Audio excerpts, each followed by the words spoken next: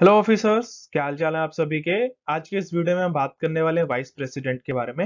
लेकिन उससे पहले कुछ चीजें रह गई थी जो कि हम लास्ट वीडियो में कवर अप नहीं कर पाए थे। उन चीजों को हम कवर अप कर लेते हैं, क्योंकि लास्ट वीडियो हमने जिसमें पढ़ा था कि प्रेसिडेंट की 3 पावर्स के बारे में आपको बताया था: सस्पेंसिव वीटो, पॉकेट वीटो और एब्सोल्यूट वीटो। इन वीटो पावर्स के बारे में आपको बताया हुआ था। लेकिन मैंने एक और बात बताई हुई थी कि अगर मैं बात करूं प्रेसिडेंट की पावर्स के बारे में, तो जो प्रेसिडेंट की पावर्स है उनका स्पेसिफिक, अगर मैं कॉन्स्टिट्यूशन में बात करूं, स्पेसिफिक कहीं पर भी इंट्रोडक्शन नहीं है।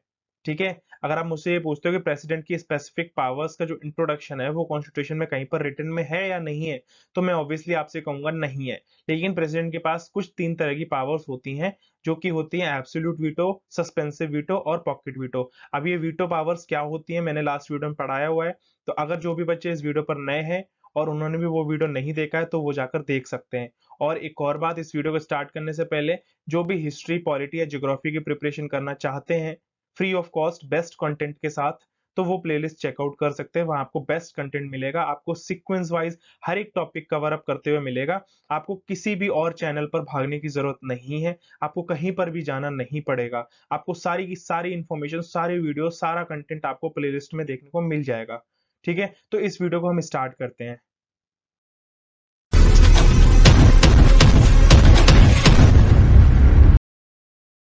तो जैसा कि मैं आपको बता रहा था कि प्रेसिडेंट की कुछ वीटो पावर्स होती हैं। ठीक है, और मैंने आपको ये बताया था absolute veto, suspensive veto. Absolute veto का एक बार क्विक रिवीजन करते हैं। एब्सोल्यूट वीटो ये होती है कि अगर कोई भी बिल लोकसभा और राज्यसभा यानी कि पार्लियामेंट से पास होकर आता है प्रेसिडेंट के पास, तो प्रेसिडेंट के ऊपर डिपेंड करता है कि उस बिल पर वो सिग्नेचर करते हैं, यानी कि एक्सेप्ट करते हैं या रिजेक्ट करते हैं।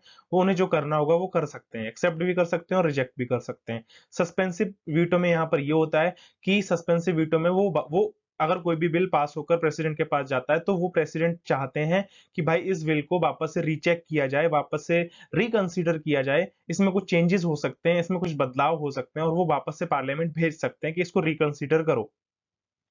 ठीक है। और दूसरी बात, अगर वो बिल वापस से रिकंसीडर होकर प्रेसिडेंट के पास वापस से आता है तो प्रेसिडेंट को सिग्नेचर करने ही होते हैं। ठीक है। तीसरा वीटो पावर यहाँ पर पॉकेट वीटो है, और इस पॉकेट वीटो में ये होता है कि कोई भी बिल अगर पास होकर प्रेसिडेंट के पास जाता है तो वहां पर प्रेसिडेंट क्या करेंगे, उस बिल को अपनी जेब में डाल लेंगे। जेब में डालने का मतलब यहाँ पर ये होता है कि प्रेसिडेंट नहीं चाहते अभी उस बिल पर कोई भी एक्शन लेना, ना ही एक्सेप्ट करना, ना ही रिजेक्ट करना, ना ही रिकंसिडरेशन।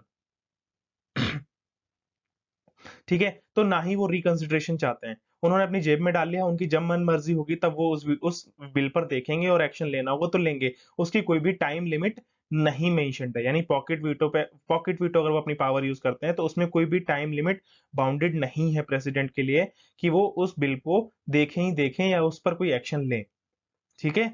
एक और बात, कि अगर प्रेसिडेंट, क्या जैसे कोई मान लो, मैंने आपको जो बिल्स के बारे में बताया कि अगर कोई बिल पास होकर प्रेसिडेंट के पास जाता है तो वो अपनी वीटो पावर्स का यूज कर सकते हैं। ठीक है।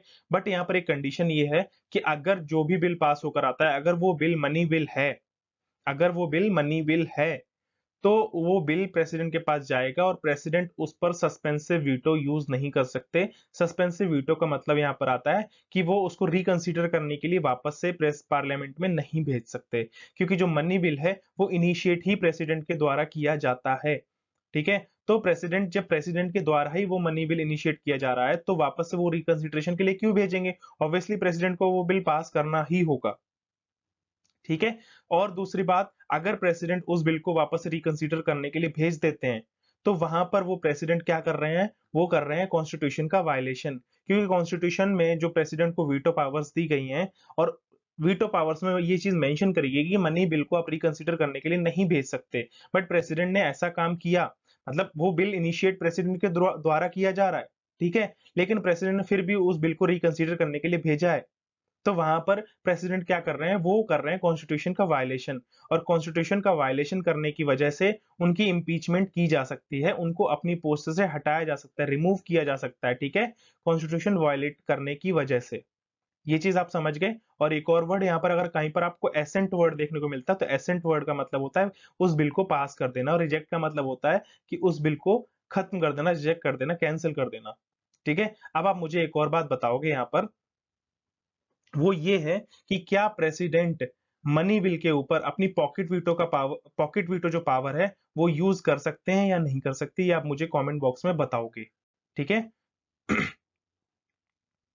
अब हम आगे चलते हैं नेक्स्ट स्लाइड पर। एक और बात कि अगर जैसे मान लो कॉन्स्टिट्यूशनल अमेंडमेंट बिल है। कॉन्स्टिट्यूशनल अमेंडमेंट बिल का मतलब यहाँ पर ये है कि अगर कानून में कोई भी अमेंडमेंट हुआ है और ऐसा कोई अमेंडमेंट हुआ बिल अगर लोकसभा और राज्यसभा से पास होकर प्रेसिडेंट के पास जाता है, तो वहां पर प्रेसिडेंट जो है, तो अगर मैं बात कर रहा हूं यहां पर कि अमेंडमेंट बिल के बारे में, कि अगर कोई भी बिल अमेंडमेंट होकर प्रेसिडेंट के पास जाता है, तो वहां पर प्रेसिडेंट अपनी वीटो पावर्स का यूज नहीं कर सकते। वहां पर कोई भी वीटो पावर का यूज नहीं करेंगे। प्रेसिडेंट को उस बिल पर सिग्नेचर करना ही होगा। ठीक है। प्रेसिडेंट अपनी पावर्स का कहां पर इस्तेमाल कर सकते हैं? वो सिर्फ कर सकते हैं सिंपल बिल या कोई ऑर्डिनरी बिल है तो उस पर अपनी पावर्स का यूज कर सकते हैं। अब हम आगे चलते हैं। अब हम बात करने वाले हैं वाइस प्रेसिडेंट के बारे में। ठीक है। तो वाइस प्रेसिडेंट के बारे में हम बात करेंगे, लेकिन वाइस प्रेसिडेंट की जो बात करेगी वो आर्टिकल 63 में आती है। ठीक है। आर्टिकल 63 बात करता है वाइस प्रेसिडेंट के बारे में, और अभी जो अपने वाइस प्रेसिडेंट है उनका नाम है वेंकैया नायडू। ठीक है। तो नेक्स्ट हम आगे देखते हैं कि क्या क्या चीजें हम पढ़ने वाले हैं वाइस प्रेसिडेंट के बारे में। पहले हम बात करेंगे इनकी कुछ बेसिक टर्म्स। जैसे कि देखो गाइज, आप सबको बहुत अच्छे से ये चीज बहुत अच्छे से पता है कि मैं यहाँ पर कुछ कंडीशन लिखी है। पहली कुछ कंडीशन क्या लिखी है? President, vice president, prime minister और काउंसिल ऑफ मिनिस्टर। ये चीज आप सबको बहुत अच्छे से पता है कि सबसे टॉप मोस्ट अगर मैं बात करूं, फर्स्ट सिटीजन ऑफ इंडिया की अगर मैं बात की जाती है, तो वहां पर नाम आता है प्रेसिडेंट का। ठीक है। वहां पर नाम आता है प्रेसिडेंट का। और उसके बाद बात कर रहे हैं सेकंड सिटीजन ऑफ इंडिया की, तो वाइस प्रेसिडेंट होते हैं सेकंड सिटीजन ऑफ इंडिया। उसके बाद बात होती है प्राइम मिनिस्टर की, और नेक्स्ट आती है council of minister. Council of ministers आप सबको पता है उसमें बहुत सारे मिनिस्टर्स होते हैं। ठीक है। जो भी गवर्नमेंट लीड कर रही होती है, जो भी गवर्नमेंट अपने देश को रन कर रही होती है, करंट गवर्नमेंट जैसे अपनी बीजेपी है, वहां पर काउंसिल ऑफ मिनिस्टर में जितने भी मिनिस्टर होते हैं, चाहे वो फाइनेंस मिनिस्टर, चाहे एजुकेशन मिनिस्टर, ठीक है, जो भी मिनिस्टर्स होते हैं वो सारे काउंसिल ऑफ मिनिस्टर्स में आते हैं। ठीक है। और जब भी कोई लॉ बनना होता है, कोई भी बात कहनी होती है, जो भी कुछ भी इंप्लीमेंट कुछ चेंजेस करने होते हैं कॉन्स्टिट्यूशन में या देश के लिए, तो क्या होता है? काउंसिल ऑफ मिनिस्टर्स या प्राइम मिनिस्टर, ये दोनों जो इनकी मिलकर गवर्नमेंट है, ये दोनों मिलकर क्या करते हैं? ये दोनों मिलकर एडवाइस करते हैं किसको?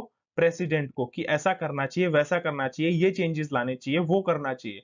ठीक है। और जब ये एडवाइस करते हैं तो प्रेसिडेंट को उनकी बात माननी ही होती है। प्रेसिडेंट बाउंडेड होते हैं। ठीक है। नेक्स्ट तो हम बात कर रहे हैं कि वाइस प्रेसिडेंट के बारे में। देखो, इफ द अगर मान लो प्रेसिडेंट अपनी पोस्ट पर नहीं है, अगर प्रेसिडेंट अपनी पोस्ट पर नहीं है, समहाउ उनकी जो पोस्ट है वो खाली है। खाली कैसे? मतलब अगर उनकी डेथ हो गई, ठीक है, या प्रेसिडेंट की इंपीचमेंट कर दी, प्रेसिडेंट को हटा दिया गया, प्रेसिडेंट ने खुद से रिजिग्नेशन दे दिया, प्रेसिडेंट छुट्टियों पर घूमने गए हैं, किसी भी वजह से अगर प्रेसिडेंट की पोस्ट जो है वो वैकेंट है, मतलब खाली है, तो उस पोस्ट को कौन संभालेगा? वाइस प्रेसिडेंट संभालेंगे। ठीक है। प्रेसिडेंट की अगर पोस्ट खाली है तो उस पोस्ट को कौन संभालेगा? वाइस प्रेसिडेंट उस पोस्ट पर जाकर बैठेंगे, और जो भी बेनिफिट्स प्रेसिडेंट को मिलते हैं, जो भी सैलरी प्रेसिडेंट को मिलती है, जब तक वाइस प्रेसिडेंट प्रेसिडेंट की कुर्सी पर बैठेंगे, तब तक वो सारी सैलरी, सारे बेनिफिट्स किसको मिलेंगे? वाइस प्रेसिडेंट को मिलेंगे। ठीक है। ये चीज ध्यान रखना। एक और बात कि अब अगर मैं आपसे ये कहूं कि वाइस प्रेसिडेंट को सैलरी, अगर मान लो, चलो ये तो बात हो गई कि जो प्रेसिडेंट को सैलरी मिलती है, जब तक प्रेसिडेंट नहीं है तो वो जो सैलरी है वाइस प्रेसिडेंट को दी जाएगी। लेकिन अब यहाँ पर अगर मैं सिर्फ और सिर्फ बात करूं वाइस प्रेसिडेंट के बारे में, तो जो वाइस प्रेसिडेंट की सैलरी है उसके बारे में जिक्र कॉन्स्टिट्यूशन की बुक में नहीं किया गया है। ठीक है। कहीं पर भी वाइस प्रेसिडेंट की सैलरी के बारे में मेंशन नहीं है। तो अगर आप मुझसे ये पूछते हो कि वाइस प्रेसिडेंट की जब की सैलरी है ही नहीं, तो वाइस प्रेसिडेंट को पोस्ट दी गई है, तो फिर वो अपनी लाइफ सर्वाइव कैसे कर रहे हैं? वो जॉब क्यों कर रहे हैं? तो वाइस प्रेसिडेंट को सैलरी जो दी जाती है वो दी जाती है x officio chairman of Rajya Sabha. इस पोस्ट की उनको सैलरी दी जाती है। X officio chairman of Rajya Sabha का मतलब यहाँ पर ये है why the virtue of his position, मतलब यहाँ पर ये कहा गया है राज्यसभा के जो चेयरमैन, अब जो राज्यसभा के चेयरमैन हैं वही देश के वाइस प्रेसिडेंट बनेंगे। यहाँ पर लिखा है Venkaiah Naidu is the vice president so he is the chairman of the Rajya Sabha. मतलब यहां पर यह कहा गया है अगर वो राज्यसभा के चेयरमैन है तभी वो देश के वाइस प्रेसिडेंट भी है। ठीक है। तभी तभी उनको जो सैलरी मिलती है वो राज्यसभा के चेयरमैन होने की सैलरी उनको दी जाती है। ठीक है। मतलब आप समझ गए एक्स ऑफिशियो का मतलब यहां पर ये है कि अगर वो राज्यसभा के चेयरमैन हैं तभी वो देश के वाइस प्रेसिडेंट भी हैं। ठीक है। अब हम आगे चलते हैं। तो अब यहाँ पर मैंने आपको ये बताया कि अगर प्रेसिडेंट किसी भी वजह से अपनी कुर्सी पर अवेलेबल नहीं है तो उनकी पोस्ट को कौन संभालेगा? ऑब्वियसली वाइस प्रेसिडेंट संभालेंगे, ठीक है। लेकिन ऐसा तो है नहीं कि वाइस प्रेसिडेंट 6 महीने, साल, 2 साल, 3 साल के लिए छुट्टी पर है, ऐसा तो नहीं है, ठीक है। लेकिन क्योंकि वाइस प्रेसिडेंट प्रेसिडेंट की कुर्सी मैक्सिमम 6 महीने तक ही होल्ड करके रख सकते हैं, यानी 6 महीने तक ही उस कुर्सी पर बैठ सकते हैं, वहां का काम कर सकते हैं, ठीक है। लेकिन 6 महीने बाद क्या करना होगा? वापस से इलेक्शन करवाने होंगे प्रेसिडेंट के लिए और प्रेसिडेंट को अपॉइंट किया जाएगा। लेकिन अगर मैं बात करूं अमेरिका का एग्जाम्पल अगर मैं आपको देता हूं, अमेरिका के एग्जाम्पल का मतलब यहाँ पर यह है कि आप सबको पता है कि अमेरिका के जो प्रेसिडेंट है, ठीक है, उनका जो टाइम टाइम पीरियड या जो टेन्योर होता है वो 4 साल का होता है। और 4 साल का होने का मतलब यहाँ पर अगर मान लो पहली साल में ही प्रेसिडेंट किसी भी वजह से अपनी पोस्ट छोड़ देते हैं, ठीक है, तो बाकी के 3 साल कौन उनकी पोस्ट संभालेगा? ऑब्वियसली वाइस प्रेसिडेंट संभालेंगे, ठीक है। ये चीज आप सबको बहुत अच्छे से क्लियर है। लेकिन वाइस प्रेसिडेंट तो उस पोस्ट को संभालेंगे, लेकिन वहां पर अपने देश में क्या है, मैक्सिमम 6 महीने तक ही उस पोस्ट को संभाल सकते हैं। बट वाइस प्रेसिडेंट अमेरिका में उस पूरे 3 साल तक उस पोस्ट को संभालेंगे और फिर 3 साल यानी वो 4 साल पूरे हो जाएंगे, फिर जाके प्रेसिडेंट का वापस से इलेक्शन होगा, ठीक है। और अब हम आगे बात करते हैं कि अगर मान लो अगर आप मुझसे ये पूछते हो कि प्रेसिडेंट और वाइस प्रेसिडेंट दोनों ही किसी भी वजह से अपनी पोस्ट पर नहीं है, तब उनकी पोस्ट को कौन संभालेगा? तो अगर प्रेसिडेंट वाइस प्रेसिडेंट दोनों ही अपनी पोस्ट पर नहीं है, अवेलेबल नहीं है, तो उस प्रेसिडेंट की पोस्ट को देश के जो सुप्रीम कोर्ट है उसके सीनियर मोस्ट जज उस पोस्ट को संभालेंगे, होल्ड करेंगे, ठीक है। और किसी वजह अगर आप मुझसे ये पूछो कि अब प्रेसिडेंट की पोस्ट तो सीनियर मोस्ट जज जो सुप्रीम कोर्ट के उन्होंने संभाल ली, तो वाइस प्रेसिडेंट की पोजीशन को कौन संभालेगा? तो इसके लिए भी अपने कॉन्स्टिट्यूशन में कहीं पर भी मेंशन नहीं है कि अगर वाइस प्रेसिडेंट की पोस्ट खाली होती है तो उसको कौन संभालेगा। इस बारे में अपने कॉन्स्टिट्यूशन में कहीं पर भी कुछ भी नहीं बताया गया, ठीक है। नेक्स्ट हम आगे चलते हैं। अब हम बात करने वाले हैं क्वालिफिकेशंस के बारे में। वाइस प्रेसिडेंट की क्वालिफिकेशंस क्या होती हैं? पहली चीज वो सिटीजन ऑफ इंडिया होने चाहिए। दूसरी चीज उन्होंने अपने 35 साल की उम्र को पूरा कर लिया हो, ठीक है। और तीसरी चीज वो क्वालिफाइड हो किसके लिए? राज्यसभा के मेंबर के इलेक्शन के लिए, यानी कि qualified for election as a member of the Rajya Sabha, यानी कि वो राज्यसभा के मेंबर बनने के लिए क्वालिफाई होने चाहिए। और प्रेसिडेंट बनने के लिए आपको लोकसभा का मेंबर होना चाहिए। मेंबर के मान लो मेंबर बनने के लिए इलेक्शन में खड़े होने की आपकी एलिजिबिलिटी होनी चाहिए, या आप लोकसभा के मेंबर हो तभी आप प्रेसिडेंट के लिए खड़े हो सकते हो। और एक और बात की जो वाइस प्रेसिडेंट है वो कोई भी ऑफिस ऑफ प्रॉफिट को होल्ड नहीं कर सकते। ऑफिस ऑफ प्रॉफिट क्या है वो मैंने आपको बताया हुआ है पिछले वीडियोस में, और जिन्होंने भी नहीं देखा है वो जाकर वीडियोस देख सकते हो, ठीक है। अब हम आगे चलते हैं, नेक्स्ट एक और बात करते हैं। नेक्स्ट बात आती है कि भाई इनके इलेक्शंस के बारे में। इनके इलेक्शंस क्या होते हैं? इनके इलेक्शन सेम किसकी तरह होते हैं? प्रेसिडेंट की तरह होते हैं, सिंगल ट्रांसफरेबल वोट, ठीक है। सेम तरह से होते हैं, सिंगल ट्रांसफरेबल वोट, यानी कि इनडायरेक्ट इलेक्शन होते हैं, ठीक है। अब इनडायरेक्ट इलेक्शन और डायरेक्ट इलेक्शन का मतलब क्या है? इनडायरेक्ट इलेक्शन वो होते हैं जिनको हम पब्लिक वोट नहीं देती, ठीक है। और डायरेक्ट इलेक्शन जिनको पब्लिक वोट देकर अपने लीडर को चुनती है। तो अगर आप मुझसे ये पूछते हो कि अगर मान लो जो प्रेसिडेंट हैं या वाइस प्रेसिडेंट हैं ये हेड है हमारे देश के, टॉप मोस्ट लेयर पर बैठे हैं, यानी अच्छी आजी पोस्ट पर, नंबर 1 पोस्ट पर प्रेसिडेंट वाइस प्रेसिडेंट बैठते हैं, फर्स्ट सिटीजन और सेकंड सिटीजन ऑफ इंडिया है, तो इनको पब्लिक क्यों नहीं चुनती? इनको पब्लिक वोट क्यों नहीं देती? हम सिर्फ और सिर्फ प्राइम मिनिस्टर को वोट क्यों देते हैं? तो यहाँ पर कॉन्स्टिट्यूशन ने ये कहा है, दो कंडीशंस बताई हैं। पहली चीज कि यहां पर हमने प्राइम मिनिस्टर को पब्लिक के द्वारा चुनने की जो पावर दी है वो इसलिए दी है क्योंकि सबसे ज्यादा पावर जो कॉन्स्टिट्यूशन है वो सिर्फ और सिर्फ प्राइम मिनिस्टर को देता है कुछ भी करने की। जितनी भी पावर्स हैं देश को चलाने की वो सारी की सारी पावर्स प्राइम मिनिस्टर को दी रखी हैं कॉन्स्टिट्यूशन ने। तो जब सारी की सारी पावर्स प्राइम मिनिस्टर के पास हैं तो हम आपको पावर दे रहे हैं कि आप अपने प्राइम मिनिस्टर को चूज कर सकते हो, क्योंकि प्रेसिडेंट तो एक फेस है, चेहरे का एक रिप्रेजेंटेशन है कि अगर कोई भी काम आप मान लो प्राइम मिनिस्टर क्या करता है? प्राइम मिनिस्टर हो गया, काउंसिल ऑफ मिनिस्टर हो गई, ये क्या करते हैं? ये एडवाइस करते हैं प्रेसिडेंट को कोई भी काम करने के लिए। जब एडवाइस करते हैं तो प्रेसिडेंट को वो काम करना ही पड़ता है, यानी उस अगर कोई बिल लेकर प्राइम मिनिस्टर या काउंसिल ऑफ मिनिस्टर्स ने भेजा या लोकसभा या राज्यसभा ने भेजा, ठीक है, तो प्रेसिडेंट क्या कर रहा है? उस बिल पर सिग्नेचर कर दे रहा है, ठीक है। तो प्रेसिडेंट का काम तो सिर्फ इतना ही है ना, प्रेसिडेंट के पास कोई हाई फाई पावर्स तो नहीं है, राइट। तो वहां पर जब प्रेसिडेंट के पास इतनी सारी पावर्स है ही नहीं तो आप उनको वोट क्यों दोगे? अगर मान लो सपोज समहाउ अगर मैंने ये चीज बोल दी कि चलो प्रेसिडेंट के इलेक्शंस भी हम पब्लिक के द्वारा चूज करवाएंगे, पब्लिक वोट देगी प्रेसिडेंट को, ठीक है। और अगर पब्लिक क्योंकि देखो हमारे देश की जनता इतनी ज्यादा है ना, हर किसी व्यक्ति से वोट दिलवाने के लिए खर्चा लगता है। इलेक्शन इलेक्शन जो होते हैं पूरे देश में, अपने प्राइम मिनिस्टर इलेक्शन के लिए या स्टेट के सीएम के लिए इलेक्शन के लिए, जितने जिसके लिए भी, उसमें अच्छा खासा खर्चा लगता है। और वो खर्चा कहाँ से आता है, वो पैसा आता कहाँ से, हम ही लोगों की तरफ से आता है, हम जो टैक्स भरते हैं उनसे होता है।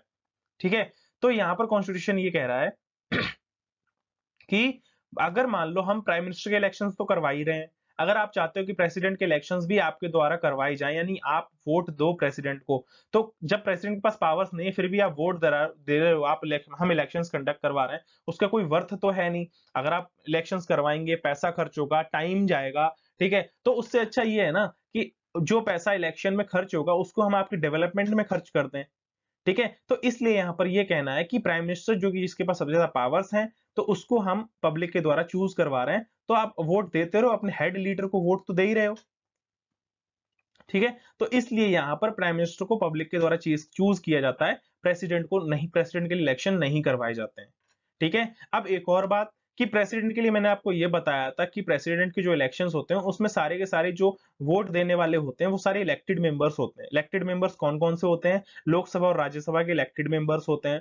ठीक है, और इलेक्टेड मेंबर्स हो गए विधानसभा के, इलेक्टेड मेंबर्स हो गए दिल्ली एंड पौंडीचेरी के, वो सारे इलेक्टेड मेंबर्स ही वोट देते हैं प्रेसिडेंट के इलेक्शन में। लेकिन वाइस प्रेसिडेंट के इलेक्शन में elected and nominated members of Lok Sabha and Rajya Sabha, ठीक है, सिर्फ पार्टिसिपेट कर सकते हैं, यानी लोकसभा और राज्यसभा के इलेक्टेड और नॉमिनेटेड मेंबर्स ही पार्टिसिपेट कर सकते हैं। इसमें स्टेट का कोई भी रोल नहीं होता है। स्टेट का मतलब विधानसभा मेंबर्स का कोई भी रोल नहीं होता है, ना ही दिल्ली एंड पौंडीचेरी के मेंबर्स का। ठीक है, अब हम आगे बढ़ते हैं। आगे आज की इस वीडियो में हम बात कर, आगे अपना ये वीडियो एंड होता है। ठीक है, और इस वीडियो एंड होने के साथ साथ अगर आपको हमारी बातें समझ में आई हो, अगर आपको चीजों में मजा आया हो, ठीक है, जो भी चीजें मैंने आपको बताई बहुत अच्छे से क्लियर हुई हो, मैं आपकी लाइफ में कोई वैल्यू ऐड कर पा रहा हूं, तो आप हमारे इस चैनल को सब्सक्राइब जरूर करिए, क्योंकि गाइस हम काफी ज्यादा स्लो हैं ग्रो करने में। तो आप हमारे इस चैनल को सब्सक्राइब करोगे, बेल आइकन दबा लीजिए, क्योंकि इससे हमें ज्यादा बहुत ज्यादा सपोर्ट मिलता है, मोटिवेशन मिलता है आपके लिए अच्छे से अच्छा कंटेंट लेकर आने के लिए। ठीक है, मिलते हैं नेक्स्ट वीडियो में, तब तक के लिए जय हिंद, have a good day and bye bye.